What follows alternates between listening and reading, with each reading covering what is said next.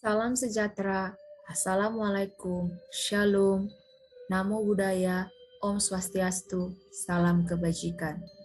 Perkenalkan, nama saya Korisepia Guru Pasaribu.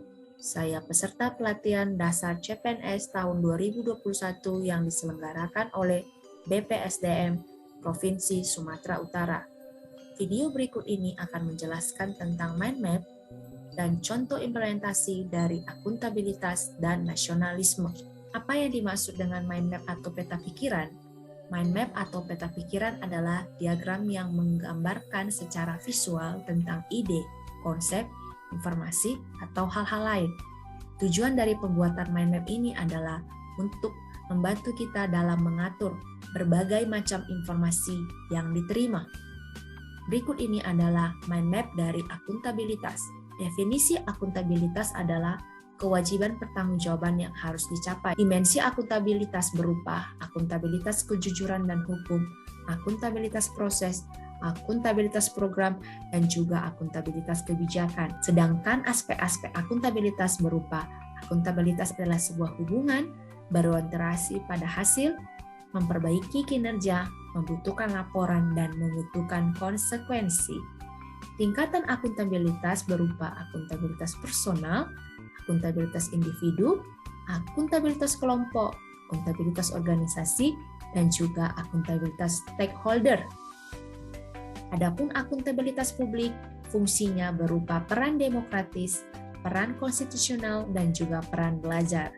Sedangkan jenis dari akuntabilitas publik bisa berupa akuntabilitas vertikal dan juga akuntabilitas horizontal. Alat-alat akuntabilitas berupa perencanaan strategis, kontrak kinerja, dan juga laporan kinerja. Nah, akuntabilitas memiliki nilai-nilai publik berupa mampu mengambil pilihan yang benar ketika terjadi konflik kepentingan, tidak terlibat dalam politik praktis, memperlakukan warga secara sama dan adil, serta menunjukkan sikap dan perilaku yang konsisten dan dapat diandalkan. Lingkungan kerja yang akuntabel adalah lingkungan kerja yang memiliki konsistensi, kejelasan, keseimbangan, kepercayaan, tanggung jawab, transparansi, keadilan, integritas, dan juga kepemimpinan. Untuk menjadi seorang PNS yang akuntabel, PNS harus dapat melaksanakan nilai-nilai publik secara profesional. Tampilkan contoh-contoh dari implementasi akuntabilitas di lingkungan kerja saya.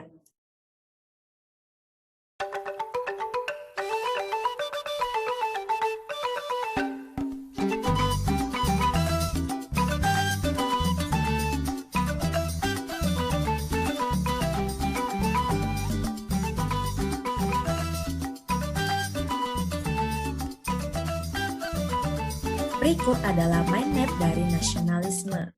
Definisi dari nasionalisme adalah suatu sikap politik dari masyarakat suatu bangsa yang mempunyai kesamaan kebudayaan dan wilayah serta kesamaan cita-cita dan tujuan. Dengan demikian, masyarakat suatu bangsa tersebut merasakan adanya kesetiaan yang mendalam terhadap bangsa itu sendiri. Nasionalisme di Indonesia identik dengan Pancasila, karena Pancasila merupakan dasar negara Indonesia. Sila pertama dari Pancasila berbunyi ketuhanan yang Maha Esa. Bunyi sila kedua adalah kemanusiaan yang adil dan beradab. Bunyi dari sila ketiga adalah persatuan Indonesia. Sila keempat berbunyi kerakyatan yang dipimpin oleh hikmat kejaksanaan dalam permusyawaratan perwakilan. Sila kelima berbunyi keadilan sosial bagi seluruh rakyat Indonesia. Wawasan kebangsaan. Wawasan berarti cara pandang kebangsaan adalah ciri-ciri yang menandai golongan bangsa tertentu.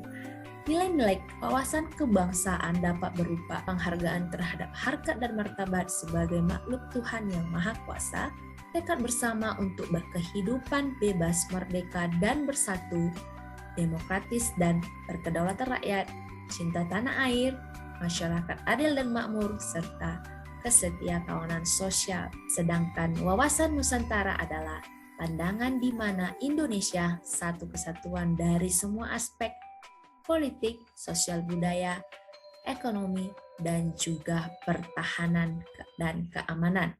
Berikut ini akan saya tampilkan contoh implementasi nasionalisme di lingkungan kerja saya. Anak saya yang di kelas 72 yang bernama James Panto Febrian ini kan ada masalah kemarin. Jadi dia sangat jarang masuk sekolah gitu.